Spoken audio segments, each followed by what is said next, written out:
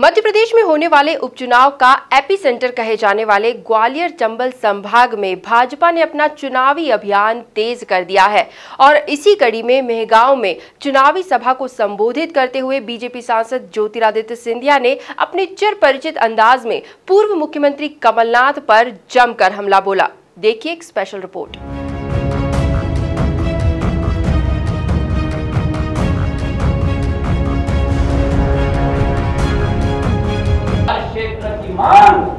आपके होनहार लड़ाकू विधायक गिरिराज दंडोतिया ने मुख्यमंत्री के साथ मिलकर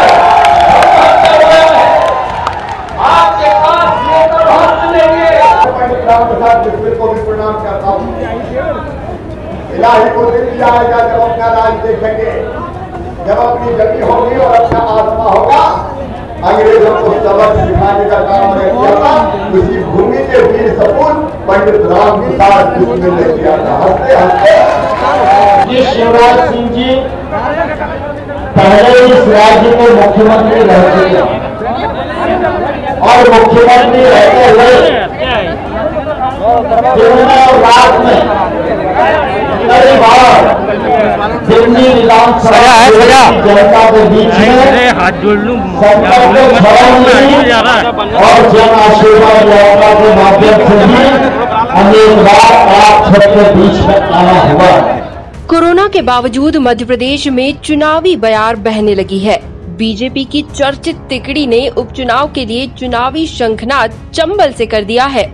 मुख्यमंत्री शिवराज सिंह चौहान के साथ भाजपा के राज्यसभा सांसद ज्योतिरादित्य सिंधिया और केंद्रीय मंत्री नरेंद्र सिंह तोमर ने भिंड के मेहगांव में आयोजित सभा में कांग्रेस पर जमकर हमला बोला।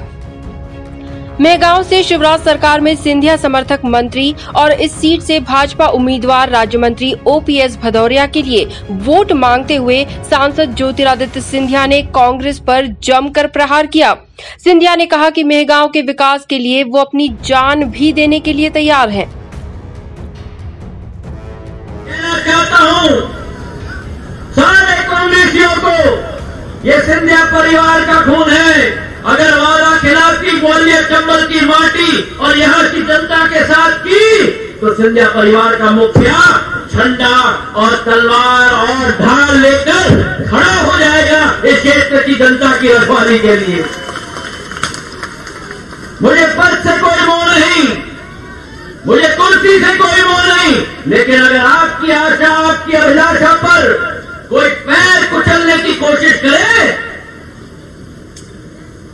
तो मेरी जान क्या, मेरी खून की भी जरूरत हो तो मैं गांव की जनता के लिए हाजिर है मेरे भाई और बहनों।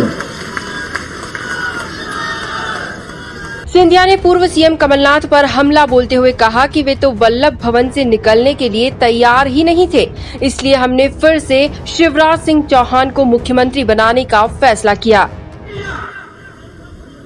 15 महीनों की वो सरकार, 5 महीनों की इनकी सरकार, 5 महीने के अंदर कोरोना के साथ आक्रामक ढंग का सामना किया। जिस कमलनाथ जी को एक मीटिंग करने का समय नहीं मिला कोरोना के लिए, एक भी अस्पताल में ऑक्सीजन नहीं पहुंचाने का समय मिला, एक भी लैब टेस्टिंग के लिए तैयार नहीं हुआ, समय नहीं था कोरोना से निपटने के लिए। और समय मिल गया उनको इंदौर में जाकर आईफा अवार्ड में अभिनेता और अभिनेत्री के साथ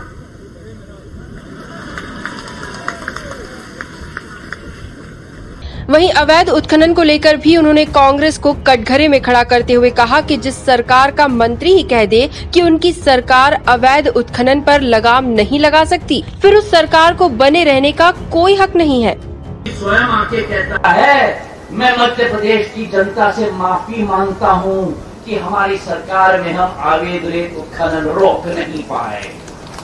तो जो सरकार का मंत्री ये घोषणा करे उस सरकार को सरकार में रहने का औचित्य है क्या? अभी सुनाई नहीं दी शिवराज सिंह जी को।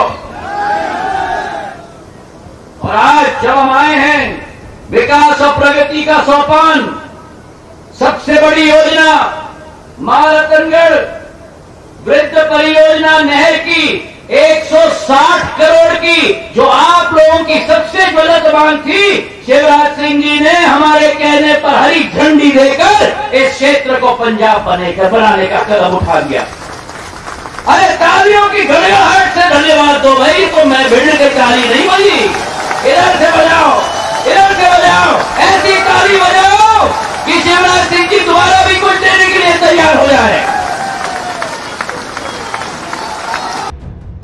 कुल मिलाकर एक तरफ कांग्रेस जहां चंबल में नदी बचाओ सत्याग्रह के बहाने अपनी चुनावी जमीन को उर्वर बनाने में जुटी हुई है, वहीं दूसरी तरफ बीजेपी की इस तिकड़ी ने ग्वालियर चंबल के रण में माहौल बनाना शुरू कर दिया है।